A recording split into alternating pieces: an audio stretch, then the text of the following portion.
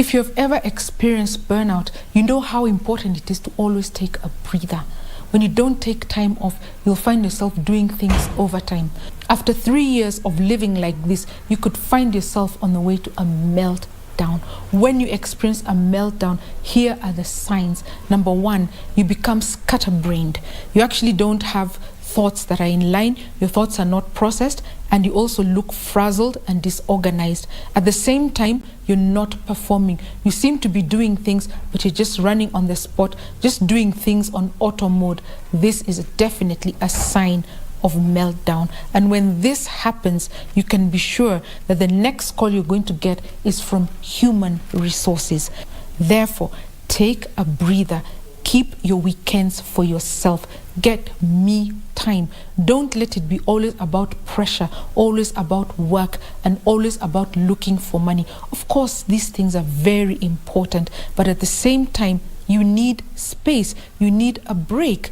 Take time to pray. Take time to relax. Take time to spend time away from your work. And this way, you will survive any burnout or meltdown. This is self-care tips on how to keep cool during times of pressure. I am Irene Joroge.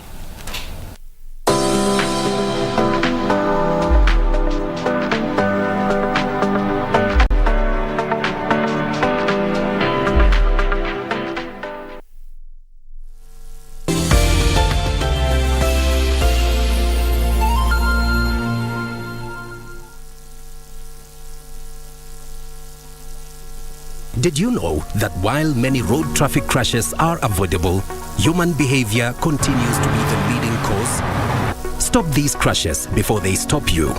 Ensure that you adhere to traffic rules to prevent these crashes. Always observe the fatal 6 to be safe.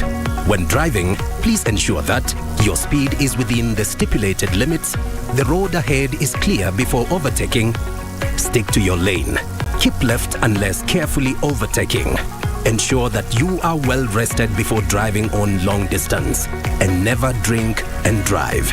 Usalama barabarani starts with you. Fika salama. This message is brought to you by NTSA and the European Union. The government set up the Universal Service Fund to bring communication services to remote and hard-to-reach parts of the country. We are ensuring that no one is left behind in our journey to a digitally transformed nation. Communications Authority of Kenya, opening your world.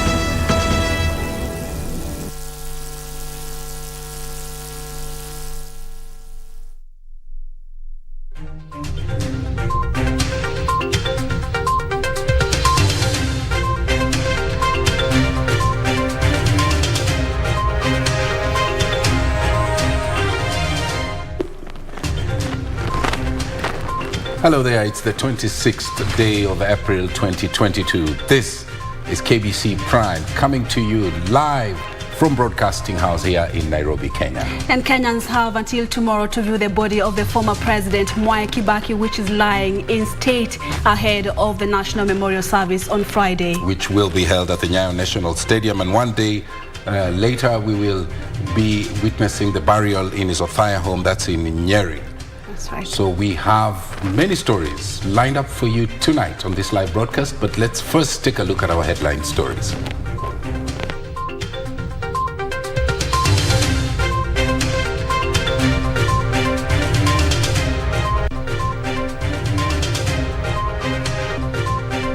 Members of the public troop to Parliament to pay homage to late former President Mboya Kibaki.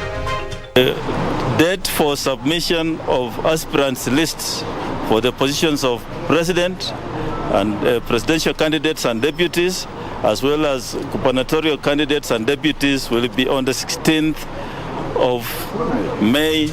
Relief for presidential and gubernatorial aspirants as the deadline for submission of names is pushed to May 18. We will quit if Kalonzo Musyoka is not picked as Raila's running mate. Wiper's latest threat to Azimio One Kenya Alliance.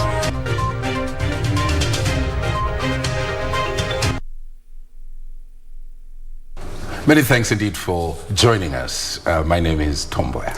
My name is Purity Museo. Susan Thuku is our sign language interpreter tonight at KBC Channel 1 News at Purity_Museo at Mboya24. Use the hashtag Prime Edition to interact with us. And of course, we continue to hear from you. What are your messages of condolences and what do you remember the former President Mwai Kibaki for? Get tweeting. We are live on all our social media platforms. And as you get on your phone, Kenyans from all walks of life thronged Parliament to view the body of the late President Emilio Mwai Kibaki that is lying in state. Parliament gates were opened at 8 a.m. to enable members of the public to pay homage to the late president.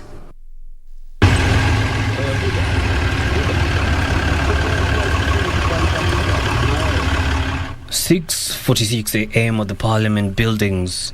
The casket bearing the remains of former President Mwai Kibaki arrives for day 2 of public viewing. Moments later, Kenyans started streaming into the Parliament buildings to pay their last respects to the third President of Kenya. People used to see me to call me Kibaki, Muchukua Kibaki, and I've been living with that mentality, knowing that I'm the distant grandchild of Kibaki. This man found himself on the wrong side of the law and was later whisked away by the security officers. The young and the old all were here in one accord. Kenyans eulogizing the late former president as a selfless leader and whose leadership style is worth emulating. Nimefaidika sana na elimu yake ambayo alitupa, free education, na nimefurahia sana kwa maana ametuwezesha, tumesoma, tulianza primary free, tumemaliza mpaka university kwa sasa. Kwa hii Thika super highway, hii bypass zote tunamkumbuka na hizo barabara zikakamilika, akatuambia tupendane, hakuwa na ukabila. Hatujai msikia na hii kuporapora mali ya umma, ati alipatwa na hii ama hii, alikuwa tu nzuri. Alikuwa anatuangalia sana sisi kwa kila kitu. Lazima alikuwa anauliza mwananchi atafaidika aje kwa vitu kama hizo. Kwa hivyo hatuna budi ila tukubali pigo ambalo tumepata. Others mourned him as an accommodating leader whose number one agenda was country economic development. He was focused, and I think we owe it to him to make sure we don't disappoint. We owe it to him, some of us who are canvassing for votes and asking that, making big promises as we are being told on the circuit, to make sure that our promises, we deliver on our promises. And Kenya will never be the same again, because once upon a time, Mwai Kibaki was president of Kenya. I'm very proud. And I'm also sad. In the Departmental Committee of Finance and Trade, I was able to relate a lot with the president in terms of budgetary allocations and implementation of the same.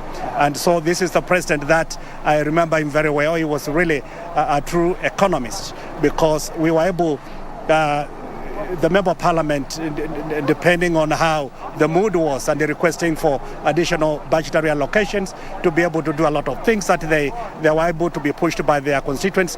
President Kibaki really was teaching us. Kibaki loved Kenya. Kibaki was always for Wanjiku, the person bottom up. You know, he never thought of himself as the most important thing in this country, but he thought of others as the most important thing in the country.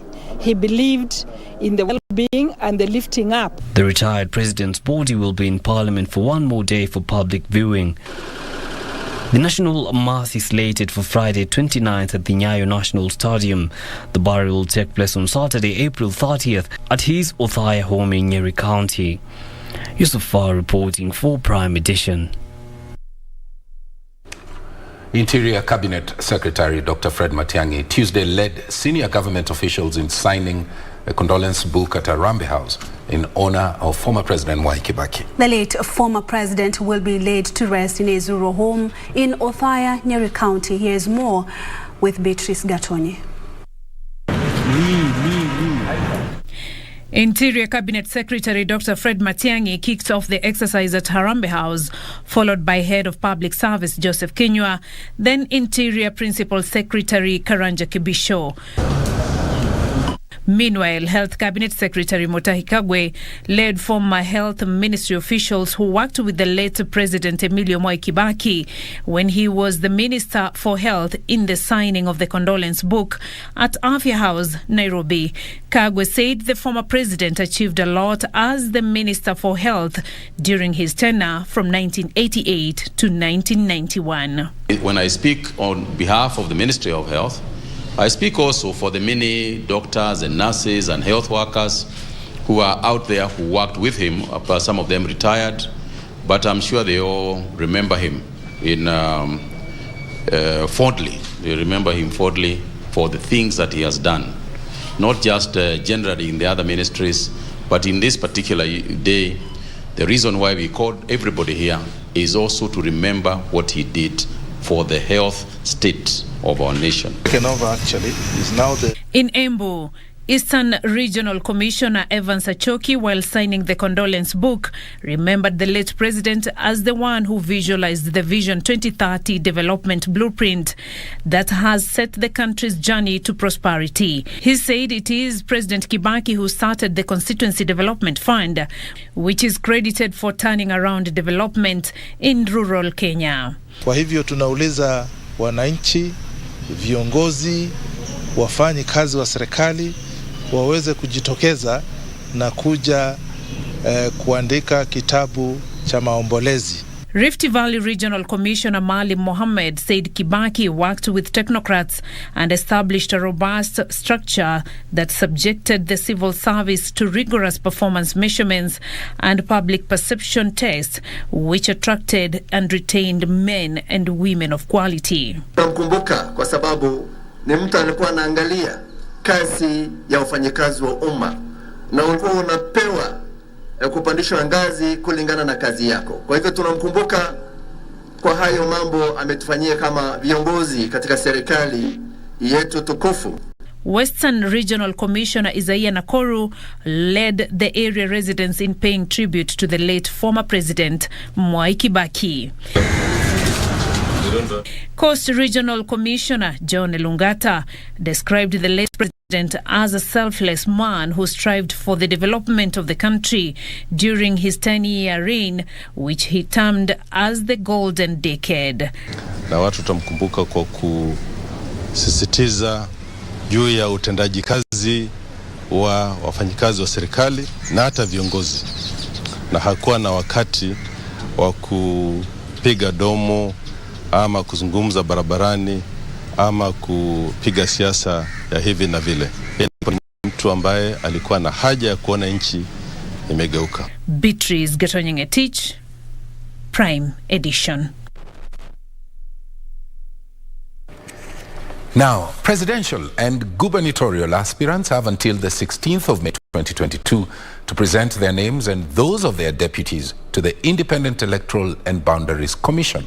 IEBC Chairman Wafula Chebukati, however, says that aspirants in the other four elective positions of Women Representative, Member of Parliament, Senator, as well as Member of the County Assembly should present their names by the 28th of April 2022 as earlier communicated. Nancy Okware reports. It is now a relief to political parties after striking a deal with the Independent Electoral and Boundaries Commission on the dates to present names for presidential and gubernatorial aspirants and their deputies. Are we ready? The two parties have agreed to push the deadline to the 16th of May 2022 to give political parties and coalitions ample time to agree on the names. The date for submission of aspirants lists for the positions of president and presidential candidates and deputies, as well as gubernatorial candidates and deputies, will be on the 16th of May. That's next month, 16th of May 2022.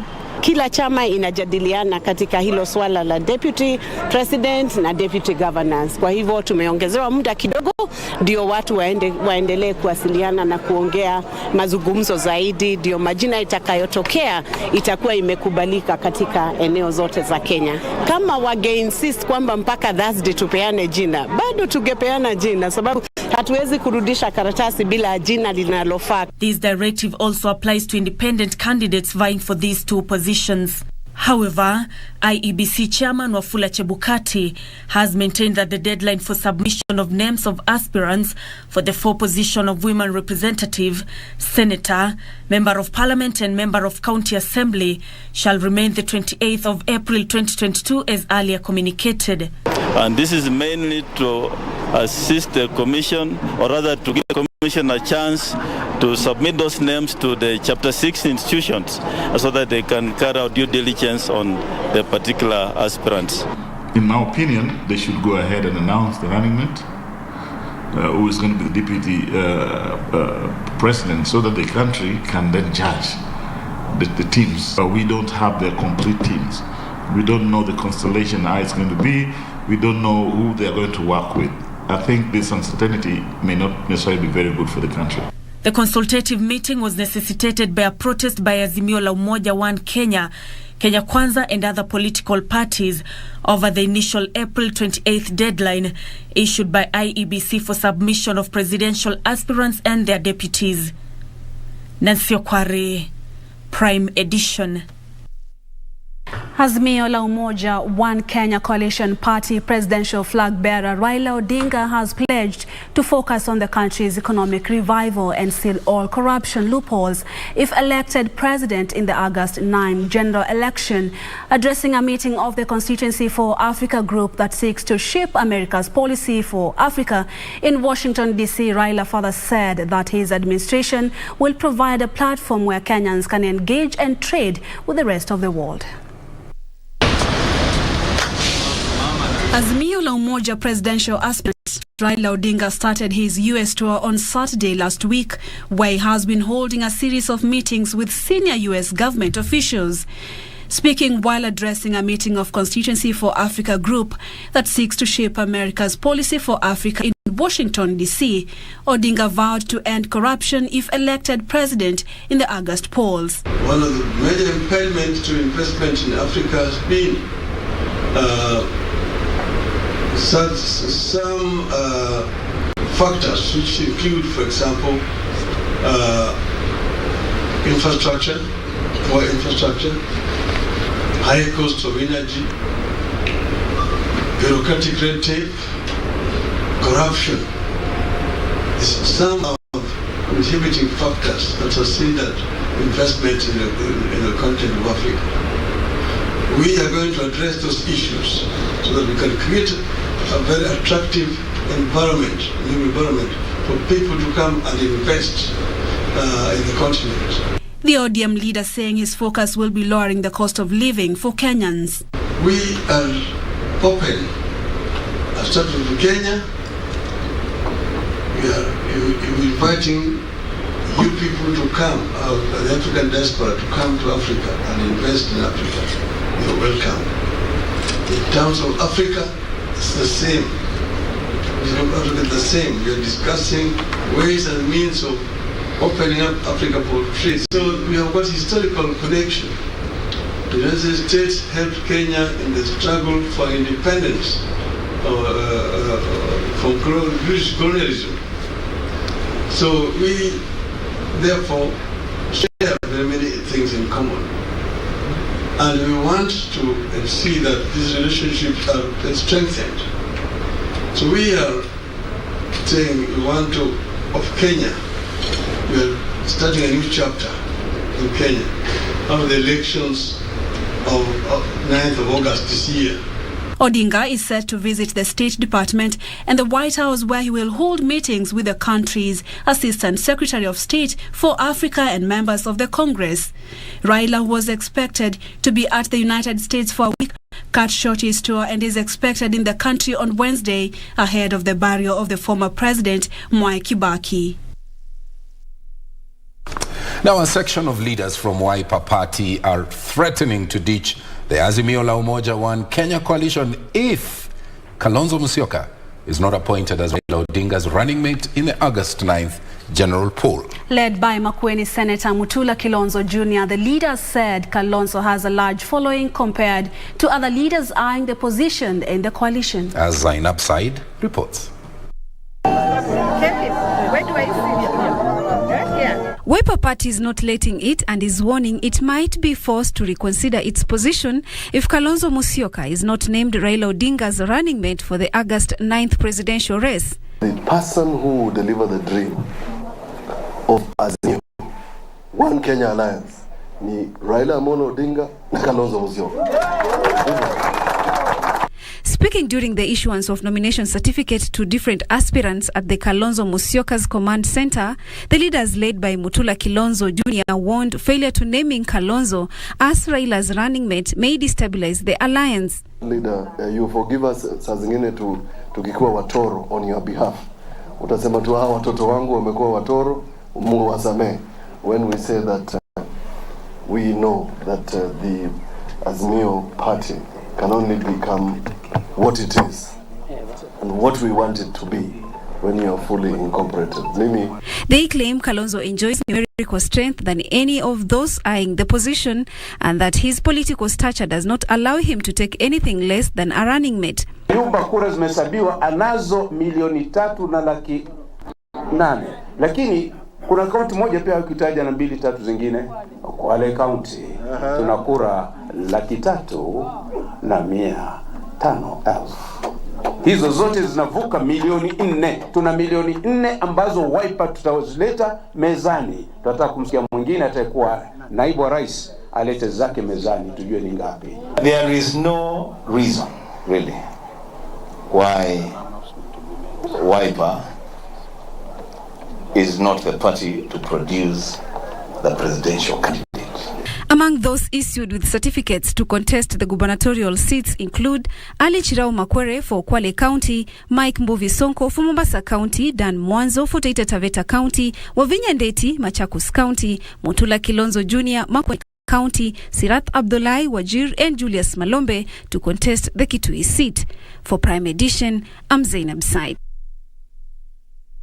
Two Mandera gubernatorial hopefuls seeking the Jubilee Party ticket have protested the move by the party to award former East African Cooperation Cabinet Secretary Aden Mohamed the party's ticket. Mandera Senator Mohamud Maalim and politician Faiza Abbas have accused top officials in the party of allegedly engaging in corruption and awarding the certificate to the highest bidder. Ben Chumba puts that story in perspective. Mandera Senator Mohamud Maalim and politician Faisal Abbas are now threatening to take legal action against the party for failing to live up to the promise of identifying a candidate through consensus. To our surprise, yesterday, the party issued direct ticket to one of the candidates. The duo claim they have united their forces and are now exploring other options, including one of them running as an independent candidate. We are charting our course. We will not take it lying down. We will exercise our democratic rights. We will do whatever options are available to us. And the Service Party has announced that it will field candidates in all elective positions except the presidency in the August 9 polls. The Service Party chairman Ernest Kimaita said the party is targeting majority positions in the upcoming elections. And I can assure you there has not been a single dispute from this party. It's one of the most transparent processes that can be verified by any person. For us aspirants, we've put on the dancing shoes. We are waiting for the piper to call the music, and I'm sure the DJ is on standby, and that will be on 9th. In Laikipia County, aspirants who lost in the Jubilee consensus process are now accusing the Laikipia Jubilee leadership of giving direct nomination certificates to the weaker candidates. Tukaketi pale wakatuambia watafanya opinion polls, wataangalia popularity ya candidates, lakini wale ambao walipatiwa tikiti ya chama tunauliza walitumia kriteria gani? Wakati tuliitwa pale Panari, hakuna mtu ambaye aliweza kusikizana na mwingine. Sisi wote tulikuwa pale tukaweza kuongea, lakini hakuna mtu ambaye aliweza kusema atastepia down mtu mwingine. Lakini sasa sisi tunashangaa.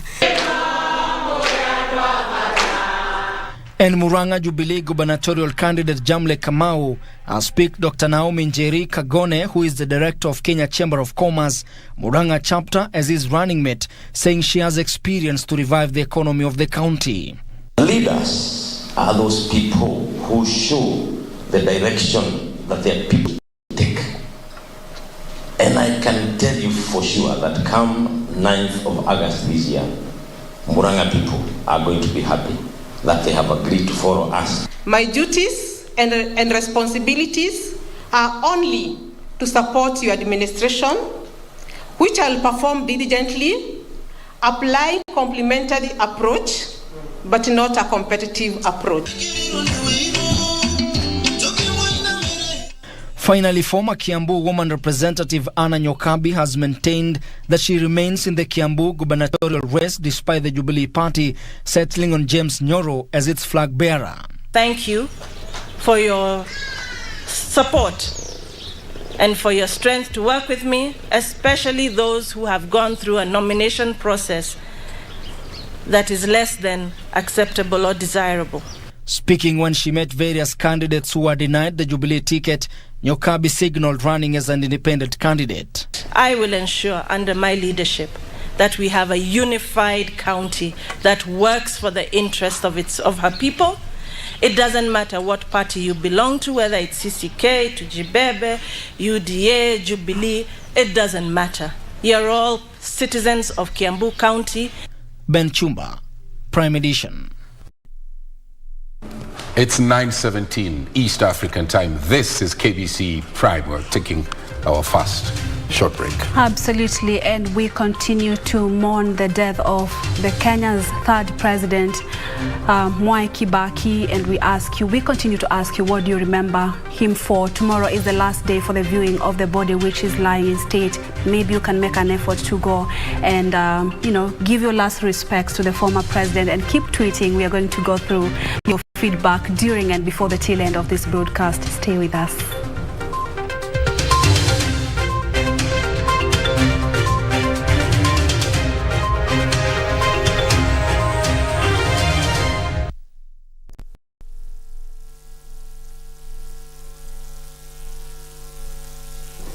Do you have a news story to share with KBC? Get in touch swiftly on email news@kbc.co.ke or call 0723-892-654 or 0734-780-124. Ili kupata mafuta kupanda kama skiza tune kwenye simu yako, bonyeza *811 397 hash. Nashukuru serikali kwa kuongeza bei ya mafuta. Sasa niko kwa highway na hakuna traffic hata kidogo. Naomba serikali iendelee hivyo, tubaki tu watu ya gasla na heavy machine peke yake. Pia mimi naomba huyu serikali waseme kama gari yako ni below 3000 cc, gari yako ili kupata mafuta kupanda kama skiza tune, bonyeza *811 397 hash. *811 397 hash. Did you know that while many road traffic crashes are avoidable, human behavior continues to be the leading cause? Stop these crashes before they stop you. Ensure that you adhere to traffic rules to prevent these crashes. Always observe the fatal 6 to be safe. When driving, please ensure that your speed is within the stipulated limits, the road ahead is clear before overtaking, stick to your lane, keep left unless carefully overtaking. Ensure that you are well rested before driving on long distance, and never drink and drive. Usalama barabarani starts with you. Fika salama. This message is brought to you by NTSA and the European Union.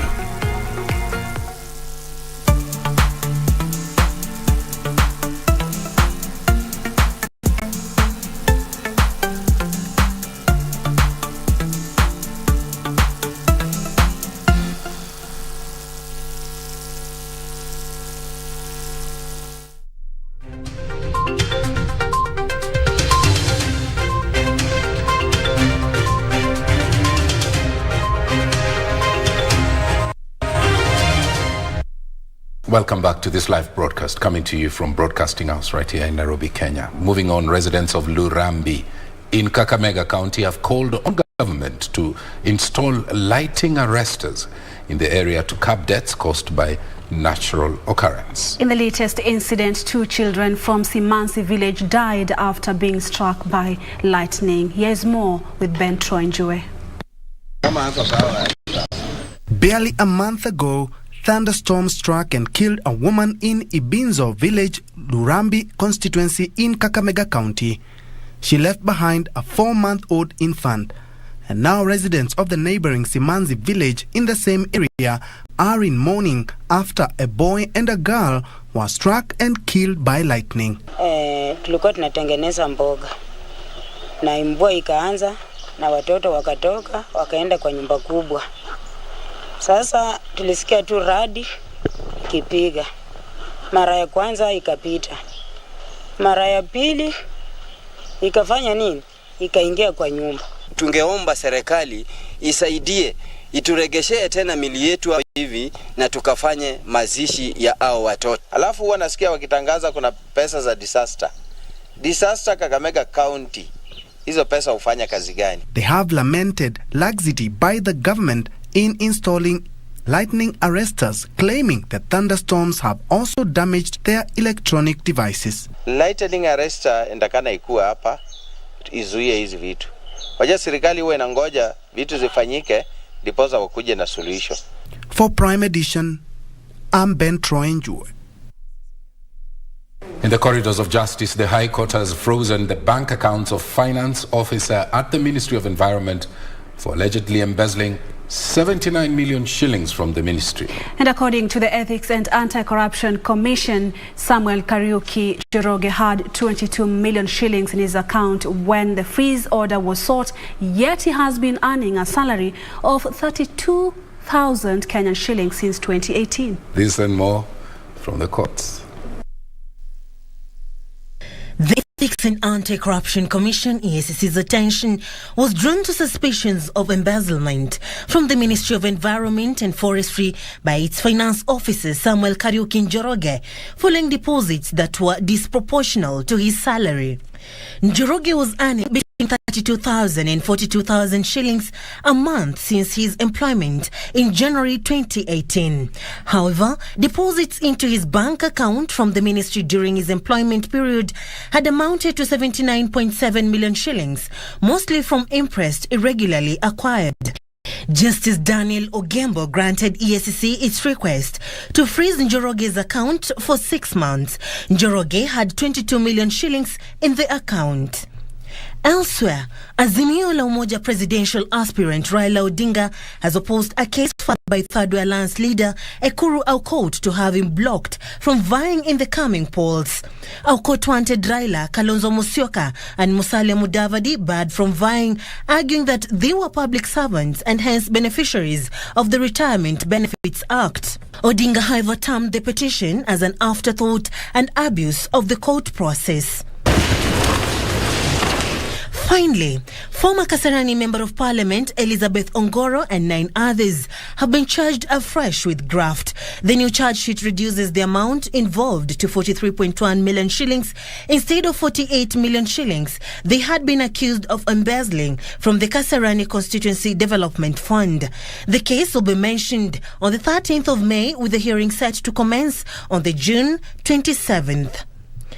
Serafina Robi for Prime Edition.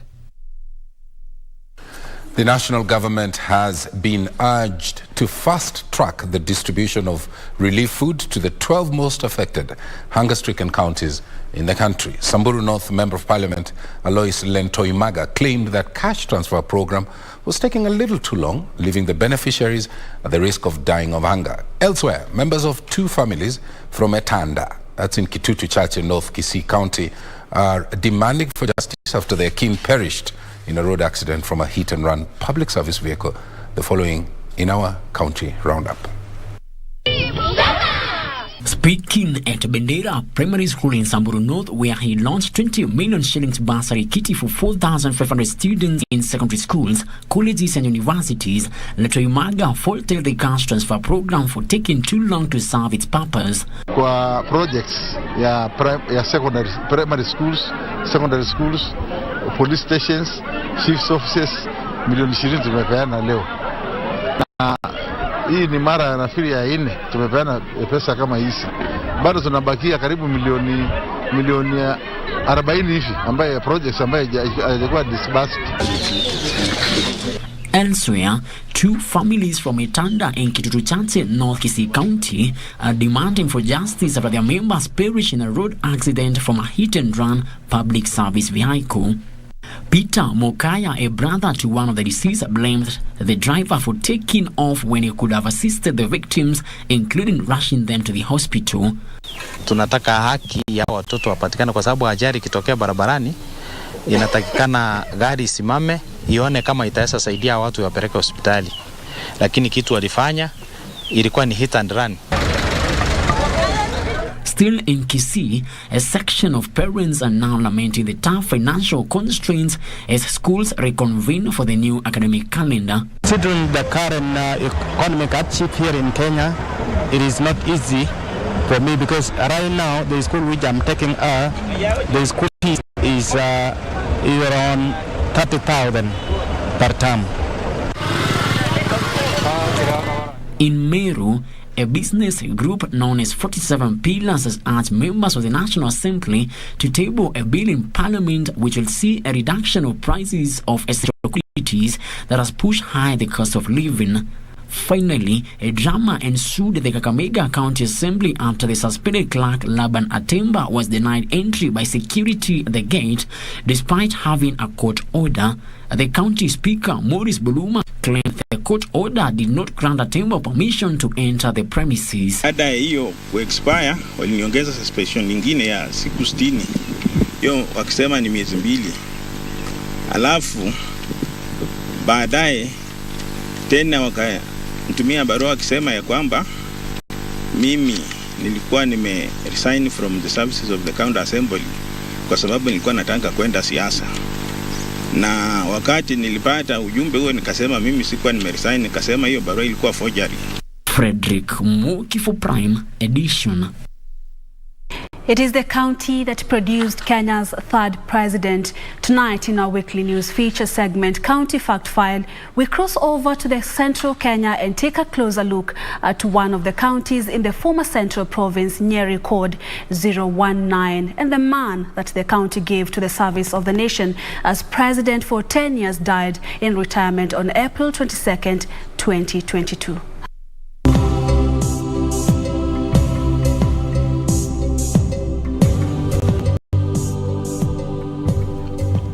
Nyeri County Code 019 is located in the former central province of Kenya. It borders Kirinyaga County to the east, Nyandarua to the west, Murang'a to the south, and Laikipia to the north. The county headquarters are in Nyeri town. Nyeri County has a population of 759,164 according to the 2019 Kenya Population and Housing Census. Nyeri has 8 sub-counties: Teto, Kieni East, Kieni West, Madera East, Madera West, Nyeri South, Mukurweini and Nyeri Central, covering the county's 3,325 square kilometers. Part of Mount Kenya and Aberdare are in Nyeri County. The county has 6 constituencies with close to 500,000 registered voters as per the 2017 IEBC register. They include Teto, Kieni, Madera, Othaya, Mukurweini and Nyeri Town, with a total of 456,949. The county has 30 electoral wards. Agriculture is the main economic activity, with cash crops being tea, coffee. Other agricultural produce at subsistence level include include maize, potatoes, and cabbages, among others. The governors who have served Nyeri County include the late Nderito Gachagua, Samuel Githaiga wa Mathai, the late Wahome Gakuru, and Mutahi Kahiga. Kenya's dead President Mwai Kibaki and the late Nobel Peace Prize winner Professor Wangari Maathai hail from Nyeri County. Former President Mwai Kibaki died on April 22, 2022 at the age of 90.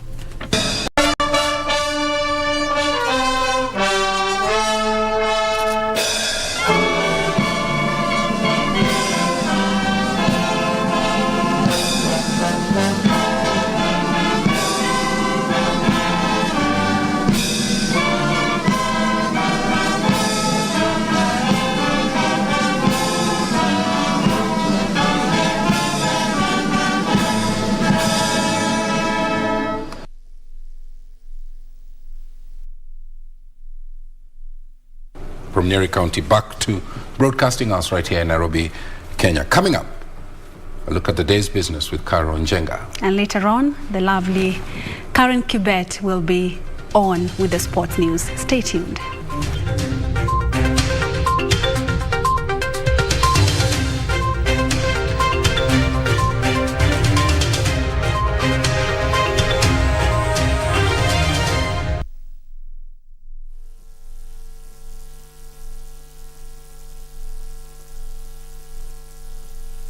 Did you know that while many road traffic crashes are avoidable, human behavior continues to be the leading cause? Stop these crashes before they stop you.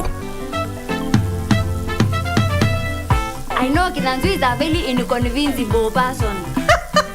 Okay, Kamene, today I'll be your way. I am not going to even correct you. I can't take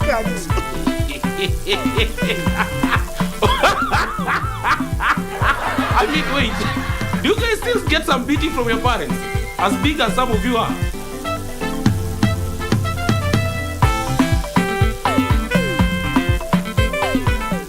As campaign intensifies for the upcoming general election, what does all this mean for you, the voter? What do the candidates have to offer? How prepared are agencies charged with the election process? Join John Kuria and Safina Chieng on Kenya Decides. This and every Tuesday from 10 p.m. on KBC Channel 1 as we unpack elections 2022 with a panel of various stakeholders. Make informed electoral decisions.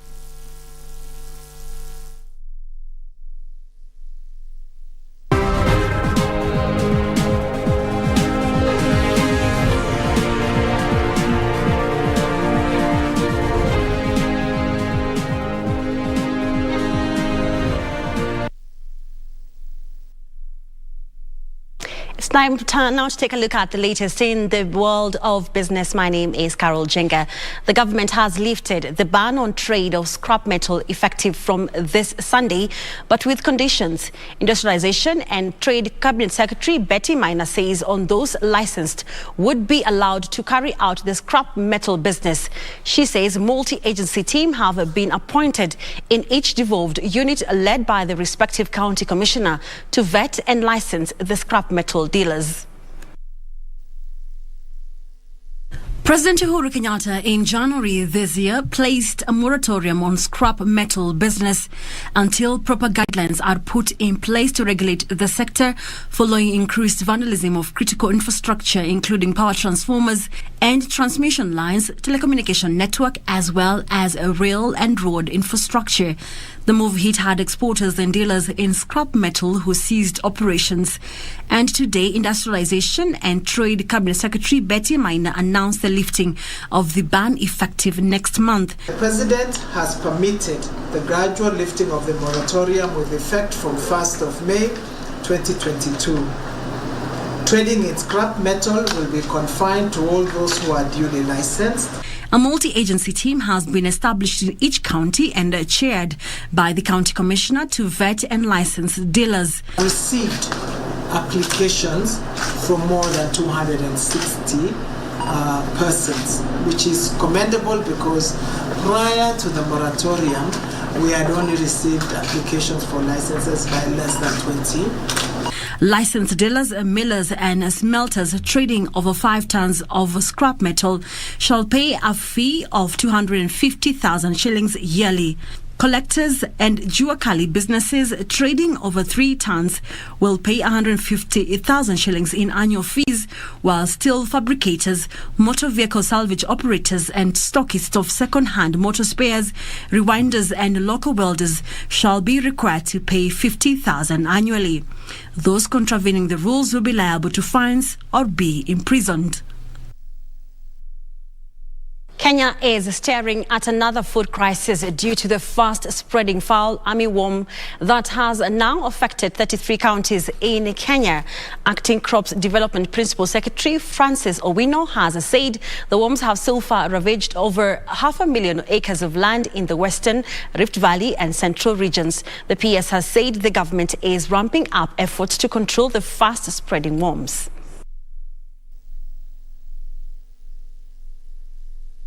For a country battling with a ravaging drought that has left more than 3 million people in dire need of food assistance, the surging fowl armyworms are akin to adding gasoline to a raging inferno. But that is the situation in Kenya. The Horn of Africa has been battling the fast-spreading worms since 2017 without much success. The worms have wrecked farms in 33 counties, affecting more than 500,000 acres of land. Here we are having a challenge of the African armyworm, and as a government we have established that we are having this challenge in 33 counties, and the 33 counties that we are having this challenge, it is in approximately 500,000 acres of land. Acting Crops Development Principal Secretary Francis Owino has said Kenya is working with the Food and Agriculture Organization and the World Bank to help in controlling the worms. The National Treasury has since allocated 300 million shillings in the fiscal year 2022-2023 to battle the infestation. Reached out to our development partners, FAO and the World Bank, to support us as they have always done during disasters or emergencies like this. And we are glad that they have come handy to give us support. The armyworm is more lethal on crops, especially grass family and legumes, than any other pests. The PS says the Department of Agriculture is in the process of collecting sufficient data on the scope of invasion in terms of acreage, urging farmers to work in clusters for easy administration of spraying. Of the role of the farmer. These are migratory pests. One farmer is not able to control them because they move from one farm to the other. They are not cognizant of boundaries. So the responsibility is of both the national government and the county government, and we are doing every effort to coordinate this exercise. Experts are hoping that with the onset of heavy rains in the country, the worms will disappear into the soil and the affected crops will resume normalcy for better yield. Reporting for Prime Edition, I am Teresa Mutai. Kenyans should brace for increased edible oil prices as the landing cost for crude palm oil increases by 4% this week. Crude palm oil edible oil's landing cost increased by almost 10,000 shillings a ton due to the ban on palm oil export by one of the world's leading producers, Indonesia, on Sunday. Already, edible oil prices have more than doubled in the last 12 months. This comes as Trade Cabinet Secretary Betty Maina said the government is in talks with various players in an attempt to stabilize edible oil prices. Edible oil prices have escalated globally in the past few months since the Russian-Ukraine conflict started in mid-February. The two Eastern Europe nations are the leading producers of sunflower oils in the world, accounting for close to 30% of global total output. The prices are likely to further increase in the coming weeks after Indonesia, the largest producer of palm oil in the world, banned exports of crude palm oil due to scarcity. Asian crude palm oil is now no longer banned. It can be imported. However, the costs of that crude palm oil have gone up by about $80 from the time of the announcement to now. The ban has seen local cooking oil prices increase, with a 10 litre of cooking oil retailing at an average of 2,900 shillings in most retail outlets, up from 1,800 shillings a year ago. The prices are expected to increase even further in the next few days, after the landed cost of crude palm oil increased by 4% in the last week. This week, edible oil processors are importing crude palm oil at 218,000 shillings per ton, up from 208,000 shillings last week. This as the government says it is creating modalities to source for palm oils from other markets. Disruptions of transport, disruption ya embargoes, kuna nchi ambazo zinahitaji edible oil, lakini nataka kusema ya kwamba there are alternative sources of these markets. Kile tumefanya kama serikali ni ku-identify alternative sources. Giving guidance as to how we mitigate, but the government is seized of the matter and doesn't want us to suffer. Soya, which according to a section of processors is an expensive alternative, is also scarce in the market due to high demand in Asia and the United States. Kenya imports soybeans from Malawi, Zambia and Tanzania, but the imports have since dwindled due to declining stocks in these countries. China has been mopping up soybeans from the region that has seen a kg of soya currently retail at 120 shillings from 90 shillings in December last year. Benson Ruba reporting for Prime Edition.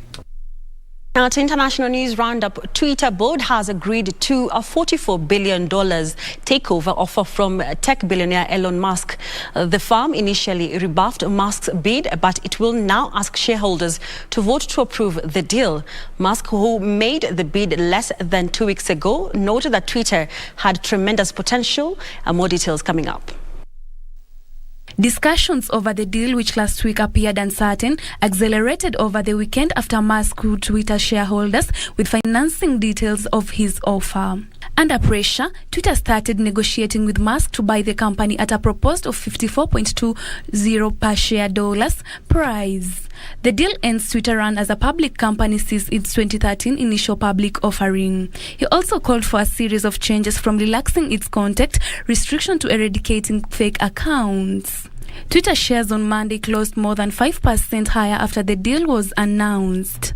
Despite its influence, Twitter has rarely turned a profit, and user growth, particularly in the US, has slowed. The company, founded in 2004, ended 2021 with a $5 billion in revenue and 217 million daily users globally. Elsewhere, China on Monday unveiled guidelines to further tap into the country's consumption potential. The plan offers detailed measures to tackle short-term bottlenecks and boost longer-term consumption in the world's second biggest economy. The country plans to build a batch of warehouses in the suburbs of large and medium-sized cities to ensure the supply of daily necessities in case of emergencies, according to guidelines released by the General Office of the State Council. The guidelines also specify other measures to cope with the impact of COVID-19 and boost consumption. Finally, Coca-Cola reported first quarter earnings and sales Monday that easily topped forecast. Sales surged 16% to $10.5 billion, beating Wall Street's expectation of $9.8 billion. Price hikes were a major driver of solid numbers, as it was up 7% globally and 11% in North America. The company also reaffirmed its outlook for the rest of the year, despite inflation worries that have raised the prices of aluminium and other commodities. Coke uses. Coke is continuing to do well internationally, even as the latest spike in COVID-19 cases is worrying investors. The company's sales leaped 34% in Latin America and 13% in Europe, the Middle East and Africa. That roundup brings to a close business news for tonight. Karen Kibeti is on standby with tonight's sports. My name is Caroline Jenga.